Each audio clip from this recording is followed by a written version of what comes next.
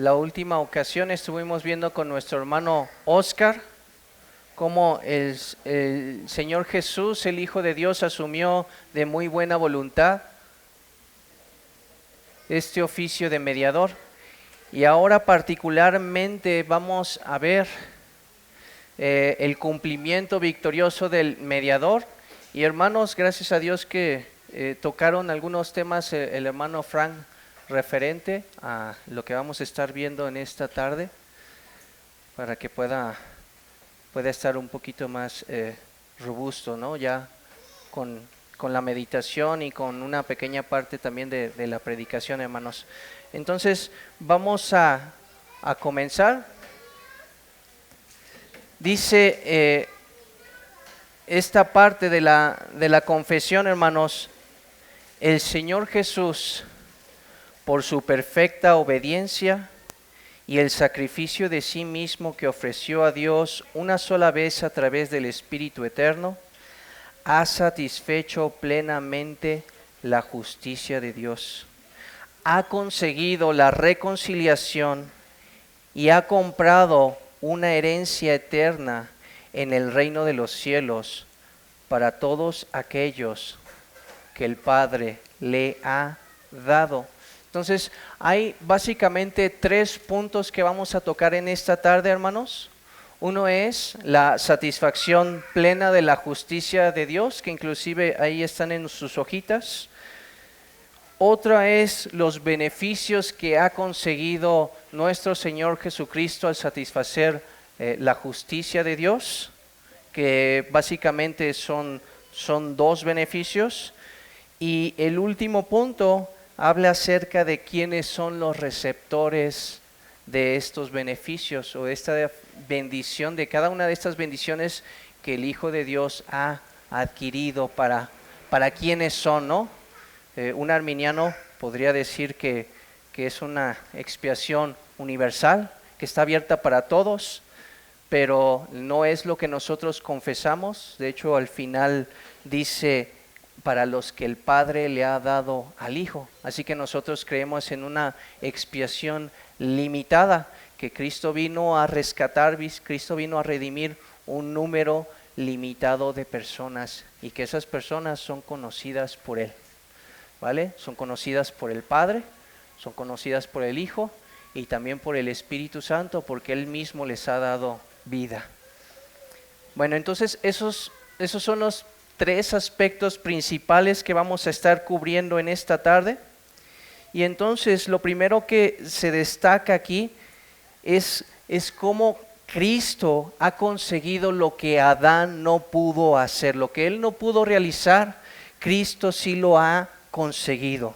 Y lo que ha conseguido, hermanos, es satisfacer las demandas de la justicia de Dios. Así que delante del Padre, hermanos, el Hijo es intachable, el Hijo es impecable, el Hijo tiene una justicia perfecta. Era necesaria una justicia perfecta delante de Dios. ¿Por qué? Porque nuestros pecados hacen separación, declaran las Escrituras, hacen separación entre nosotros y Dios. Dios no tiene comunión con las tinieblas, Dios no tiene ninguna correspondencia con el pecado.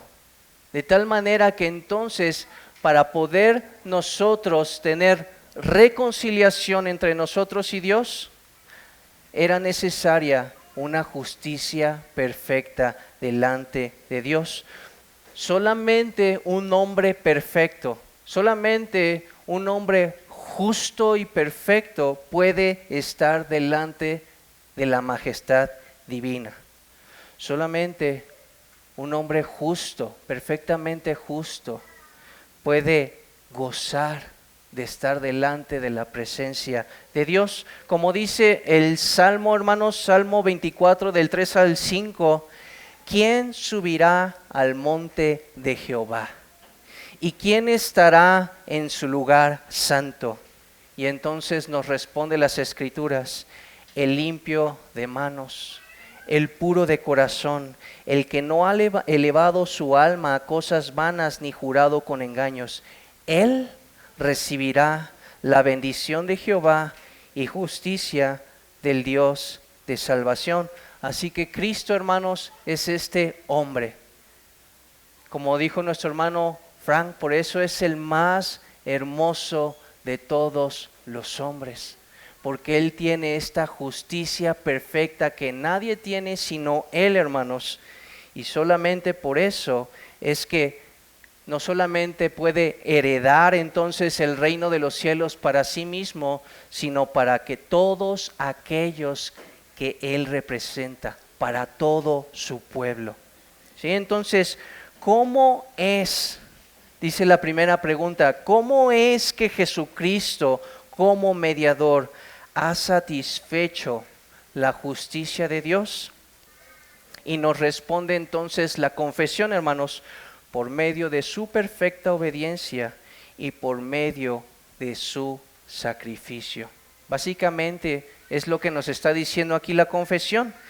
Y lo que nos está diciendo aquí entonces la confesión, hermanos, es que la justicia de Dios tiene que ser satisfecha en dos aspectos. Y por eso está diciendo obediencia perfecta y al mismo tiempo también está diciendo sacrificio sustitutivo, ¿no? Era necesario entonces una obediencia perfecta y al mismo tiempo era necesario un sacrificio delante de Dios. Y estos aspectos en la teología o en la cristología son mejor conocidos como la obediencia activa y como la obediencia pasiva, ¿sí? Que básicamente todo esto engloba la justicia, ¿sí? Que era necesaria que fuera satisfecha delante de Dios. Y entonces tienes por un lado la obediencia activa y la obediencia pasiva. ¿En qué consiste entonces la obediencia activa, hermanos? Esta obediencia activa de Cristo es cuando Cristo guardó la ley de Dios perfectamente a lo largo de toda su vida. De tal manera que entonces podemos asegurar que Jesucristo nunca quebrantó la ley de Dios.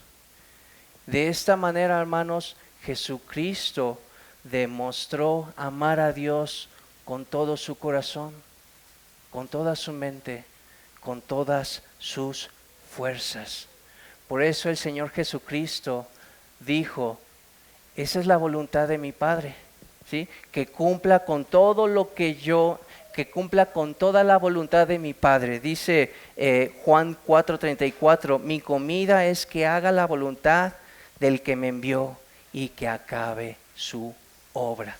¿Sí? Entonces, hermanos, la obediencia activa de Cristo es cuando Cristo con su vida, Él cumple con todos los mandamientos estipulados en la ley de Dios. ¿Vale, hermanos? La otra pregunta, hermanos, ahora, ¿en qué consiste la obediencia pasiva?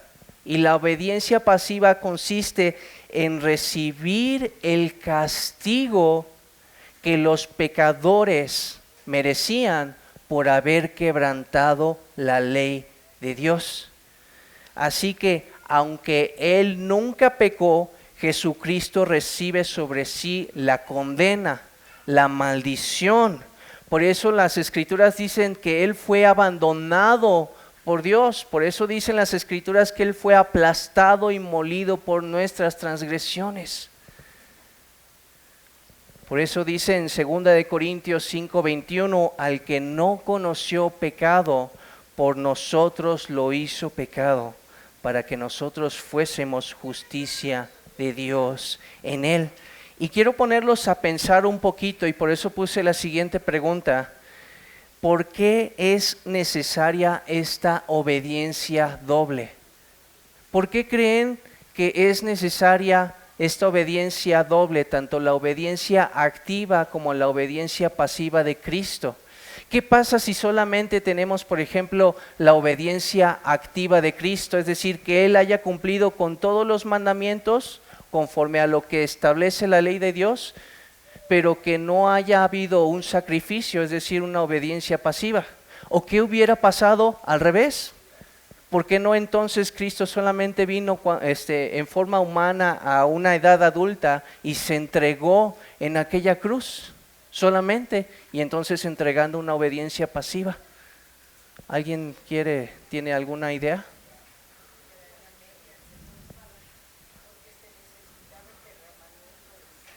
Ok. Ahí estamos hablando de la obediencia pasiva, ¿no?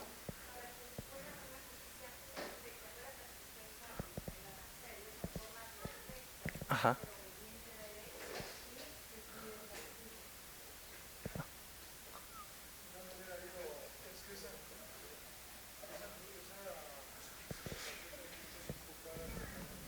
Ujú.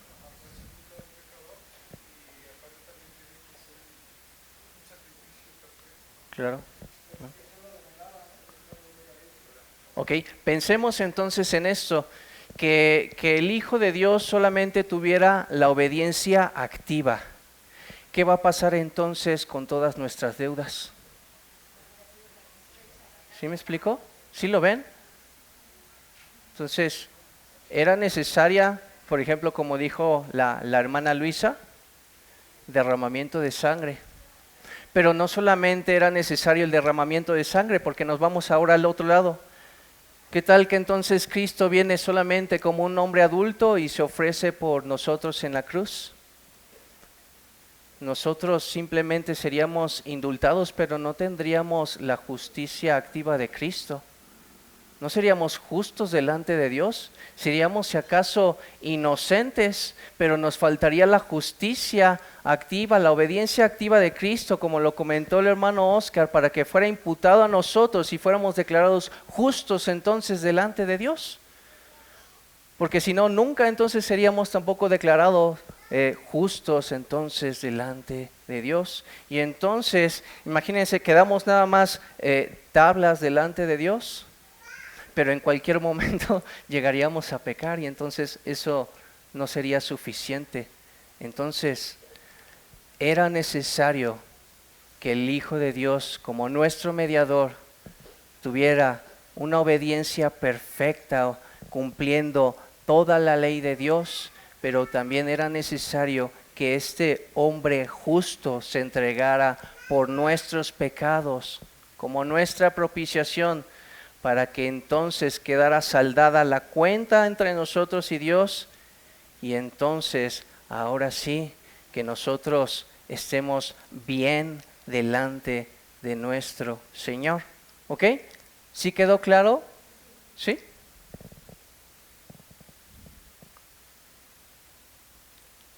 Entonces la justicia está incompleta a menos que se presente esta obediencia doble.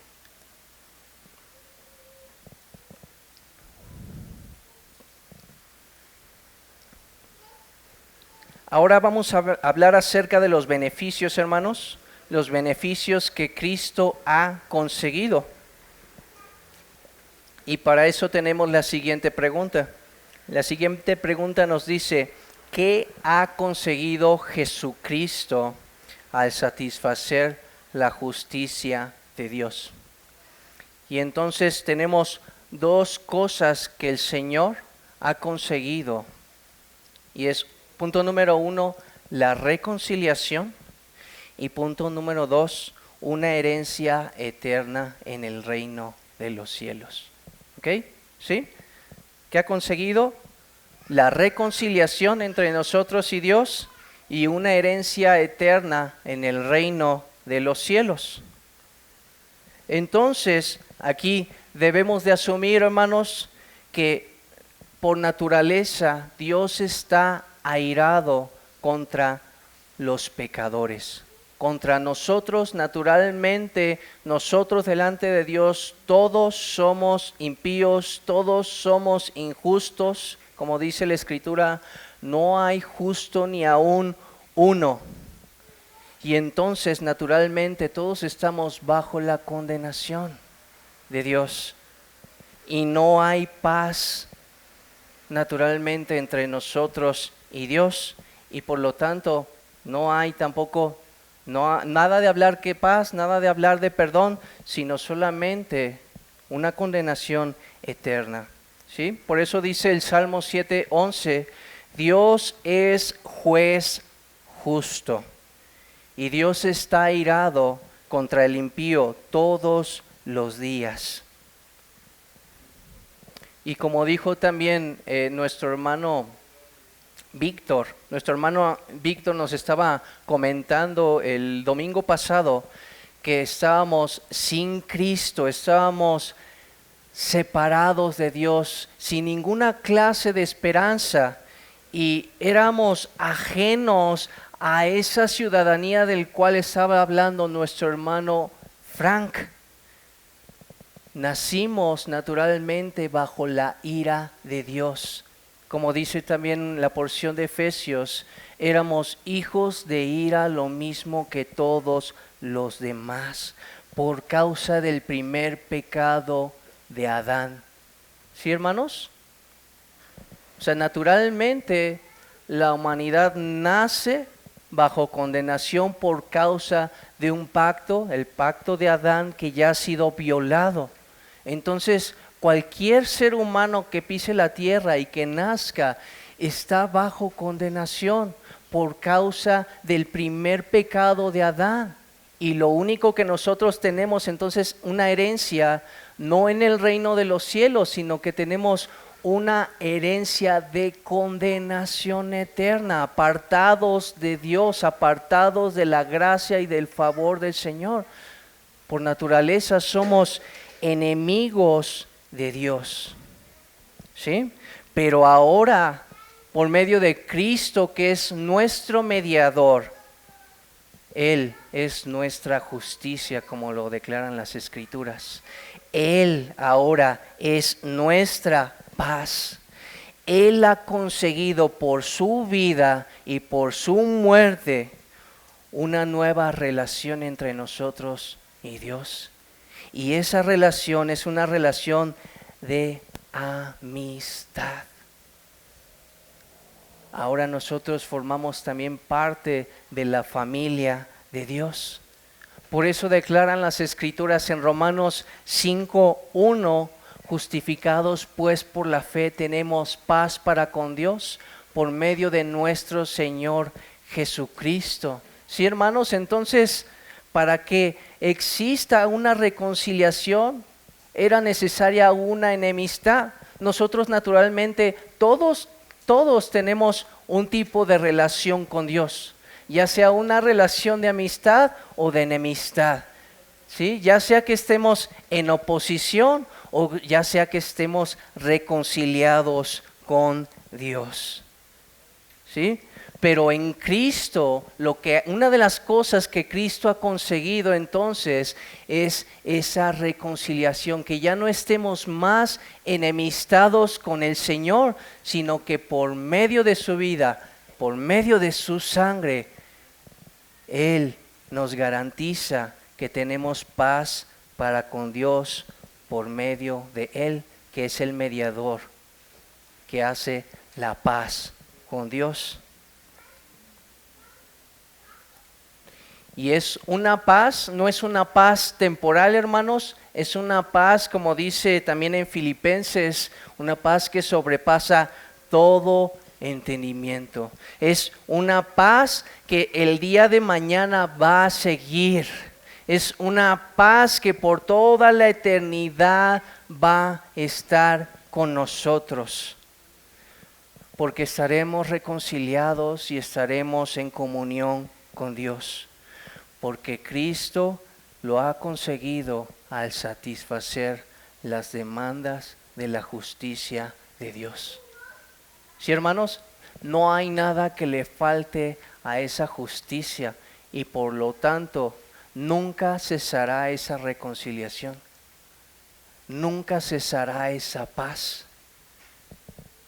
Porque no es una justicia a medias, sino una justicia perfecta que ha sido presentada y por lo tanto no hay nada más que pagar, no hay nada más que saldar, todo lo ha hecho nuestro mediador, ¿vale? Entonces ese es el primer punto, y que por eso dice en Isaías, hermanos, Isaías 42, dice, hablad al corazón de Jerusalén, decirle a voces en su tiempo que es ya cumplido, que su pecado es perdonado, que el doble ha recibido de la mano de Jehová por todos sus pecados. Hermanos, entonces la justicia de Cristo es como ese doble que dice que ha recibido de la mano del Señor, porque la justicia de Cristo, lo que Cristo ha hecho, es más que suficiente. Por eso dicen las Santas Escrituras que donde abundó el pecado, dice, sobreabundó la gracia de Dios. Hermanos, Cristo es más que suficiente y por eso Él ha hecho por nosotros la reconciliación. Ahora, no solamente logró la reconciliación, ciertamente ya estamos en paz con Dios por medio de Cristo, nuestro mediador.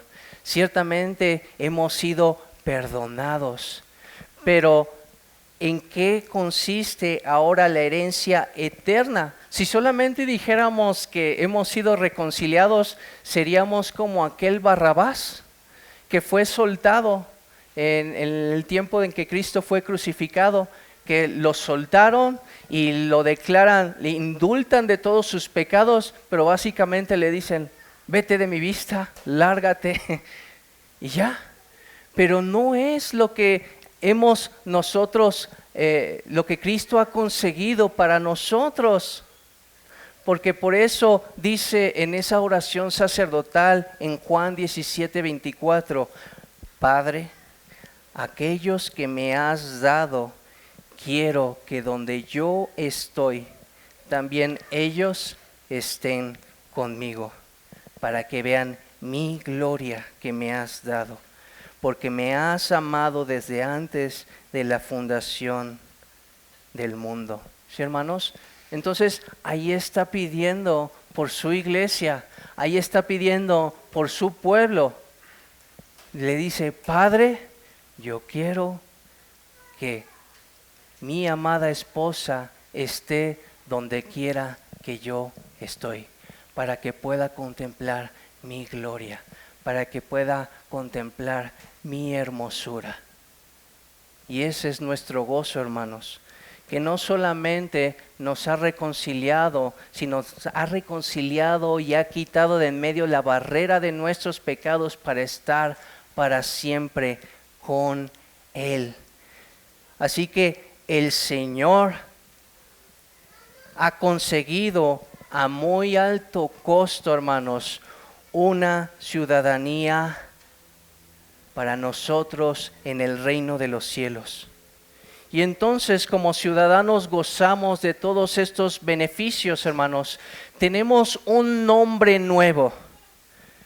Tenemos también, es como si se hubiera hecho una nueva acta, porque nosotros antes éramos ciudadanos, como en el progreso del peregrino, de la ciudad de la destrucción. Nosotros teníamos un nombre anterior y podríamos ser llamados David el maldito, ciudadano de la ciudad de la destrucción, bajo maldición. Pero fuimos sepultados con Cristo, hermanos. Juntamente con Cristo morimos y ya no formamos parte de esa ciudadanía. Y por eso el Señor nos da ahora un nuevo nacimiento.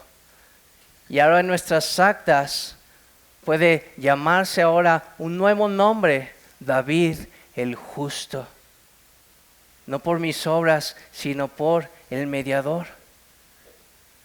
Y no solamente tengo un nuevo nombre, tengo un nuevo nacimiento, una nueva fecha en la que yo nací, y que no nací ahora en el reino de las tinieblas, en la ciudad de la destrucción, sino en el reino de los cielos.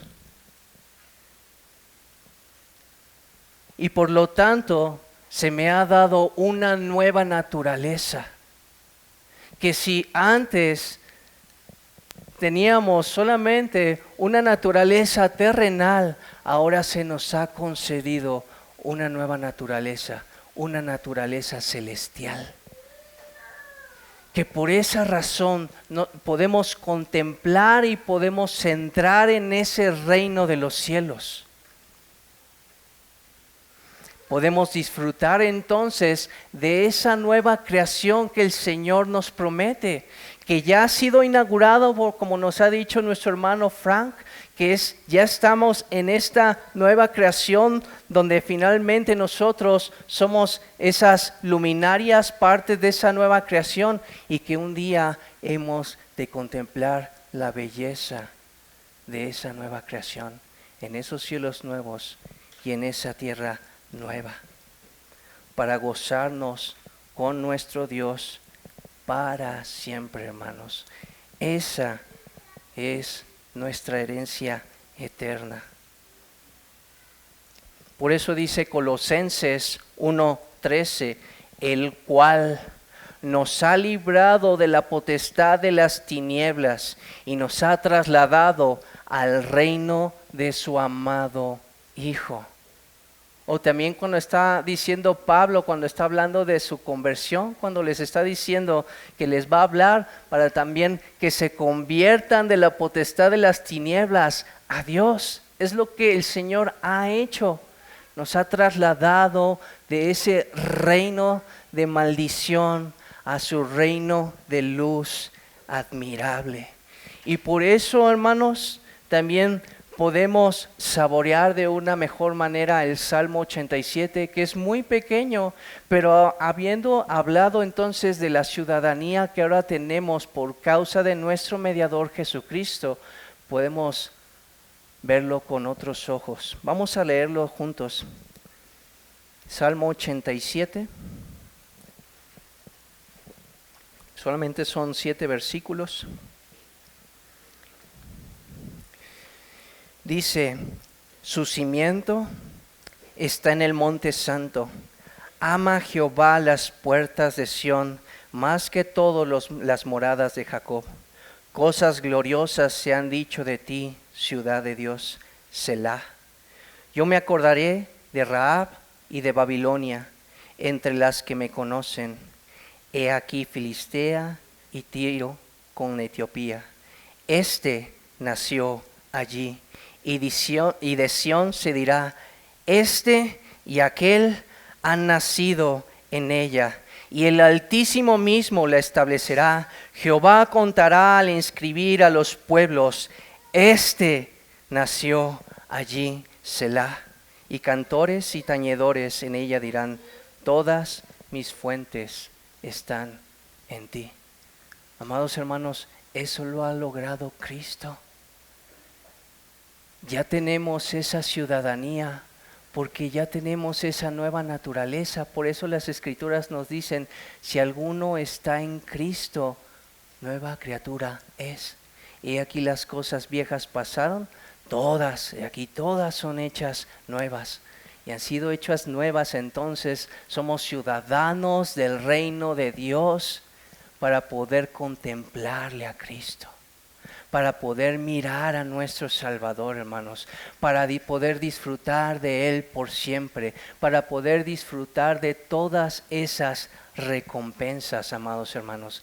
Esa es nuestra herencia eterna en el reino de los cielos.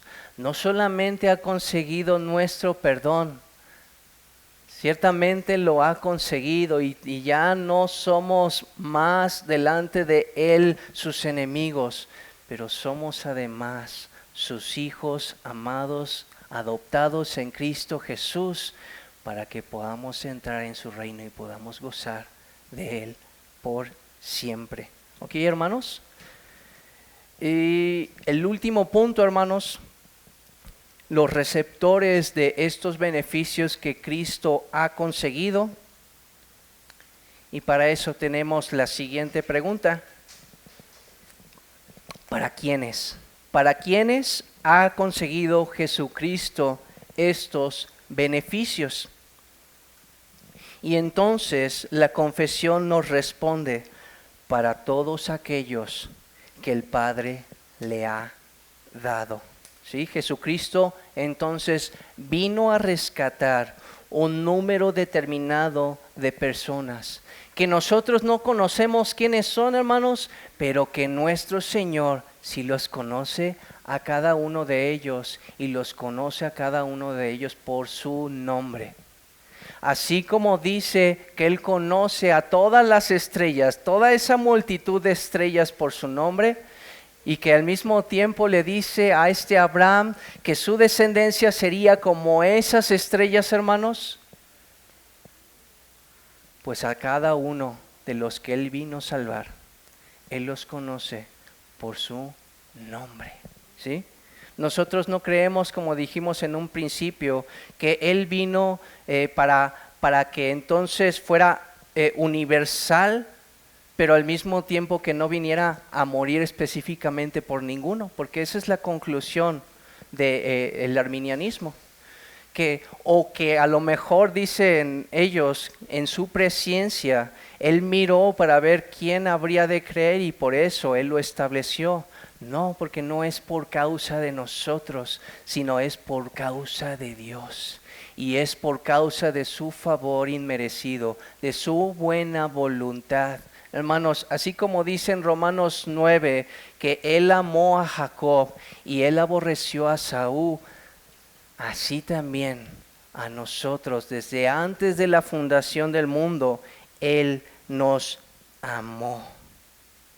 Entonces, Jesucristo vino a rescatar un número determinado de personas. Y por eso dice Juan 10:14, yo soy el buen pastor y conozco a mis ovejas y las mías me conocen, así como el Padre me conoce y yo conozco al Padre y pongo mi vida por las ovejas. ¿Cuáles son esas ovejas? La que el Padre le dio.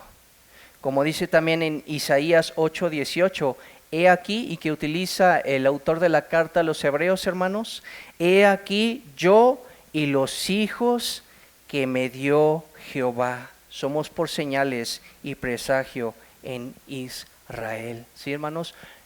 Como dice en Hebreos, dice yo y los hijos que Él me dio. ¿Sí? Entonces, desde antes de la eternidad, y eso ya lo vimos, no voy a abundar por eso mismo en este tema, pero desde antes de la eternidad, desde antes de la fundación de este mundo, antes de que todas las cosas fueran, el Padre le entregó un pueblo a su Hijo. Estas son las personas las cuales tú vas a salvar. Y el Hijo se agradó, como lo dice también la Escritura, se agradó en hacer la voluntad de su Padre y en venir a salvar a esas personas en particular. O también, no sé si recuerdan en la porción del Antiguo Testamento, en Éxodo, hermanos, Éxodo 28-29, cuando está hablando acerca de las vestiduras sacerdotales. Cuando parte de esas vestiduras hay un pectoral, si mal no recuerdo se llama, donde están cada una de las piedras preciosas y están talladas con el nombre de cada una de las tribus de Israel, para que al presentarse delante del Señor estuvieran delante de la presencia y en el corazón del sumo sacerdote, hermanos. Amados hermanos, es lo mismo que Cristo hizo cuando fue al monte Calvario. Que cuando Él lo hizo por un número determinado de personas. Y ese número determinado de personas, ahí estaban nuestros nombres escritos en su corazón. Él nos amó. Y por eso es que nosotros estamos aquí.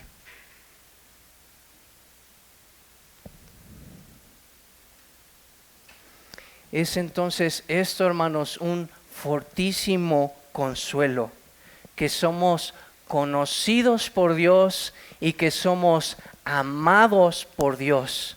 Como dice segunda de Timoteo 2:19, hermanos, pero el fundamento de Dios está firme. teniendo este sello, conoce el Señor a los que son suyos. Pero no solamente es un fortísimo consuelo, hermanos, sabiendo que hemos sido conocidos desde antes de que fuéramos formados en la mente del Señor, y en su corazón ya estaban nuestros nombres para salvación, pero además es un motor continuo, un motor constante que nos impulsa a vivir en santidad por causa de ese amor inagotable. Porque segunda de Timoteo 2:19 no solamente dice conoce el Señor a los suyos, sino también dice apártese de iniquidad todo aquel que invoque el nombre del Señor. ¿Sí, hermanos? Entonces con esto concluyo el tiempo del estudio y abro el tiempo para las preguntas que tengan, hermanos. No sé si algo no quedó claro para que podamos revisarlo de una vez.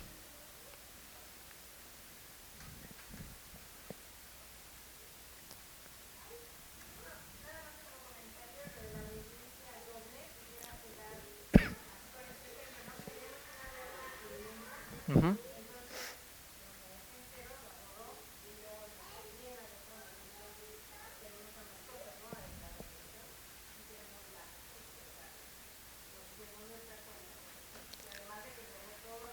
Ajá. Sí, como dice también en Colosenses, si mal no recuerdo, ¿no? Había un acta que era contraria a nosotros, y él lo que hace es clavarla en la cruz, es decir, cancelado, porque sobre mí ha recaído esa maldición, en el sentido de la justicia o la obediencia pasiva de Cristo, ¿no? Y precisamente Él nos está imputando ahora de su justicia, y por eso ahora nosotros somos justos delante de Dios. Y hay una ilustración en Zacarías que nos puede ayudar a ver eso, ¿no? Cuando está este sacerdote que viene con ropas inmundas, sucias, y lo que hace el ángel de Jehová es quitar esas ropas inmundas y ponerle unas ropas nuevas, ¿sí? Esa es la imputación para nosotros, que por eso, por causa de una justicia ajena, externa a nosotros, pero que nos apropiamos por medio de la fe, es que cada uno de nosotros somos declarados justos delante de Dios. ¿Ok?